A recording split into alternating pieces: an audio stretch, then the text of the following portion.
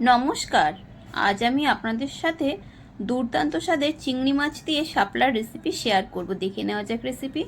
প্রথমে শাপলাগুলো এভাবে করে কেটে নেব।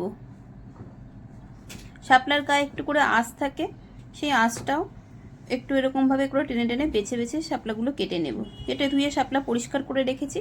রান্নাটা করার জন্য কড়াইতে দিয়ে দিলাম পরিমাণ মতন সর্ষের তেল। তেল গরম করে নিয়ে নুন হলুদ মাখিয়ে রাখা চিংড়ি মাছগুলোকে তেলের মধ্যে ছেড়ে দিলাম। চিংড়ি মাছগুলো উল্টে পাল্টে লাল করে ভেজে নেব।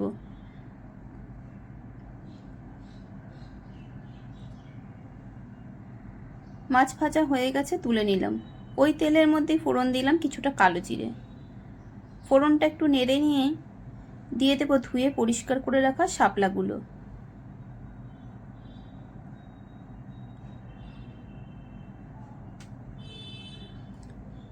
এবার দেবো পরিমাণ মতো নুন, হলুদ গুঁড়ো,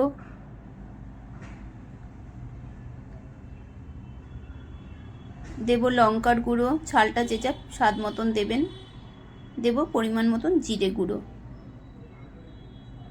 আর অল্প একটু ধনে গুঁড়ো,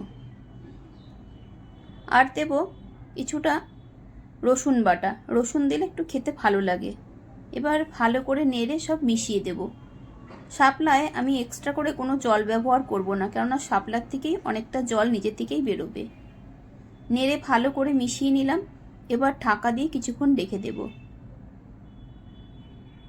2-3 মিনিট পর ঢাকা খুলে নিলাম। এই যে শাপলাগুলো দেখেই বোঝা যাচ্ছে নরম হয়ে গেছে। আবারও একটু কিছুক্ষণ নেড়ে রান্না করে নেব। শাপলা রান্না হতে কিন্তু বেশিক্ষণ সময় লাগে না।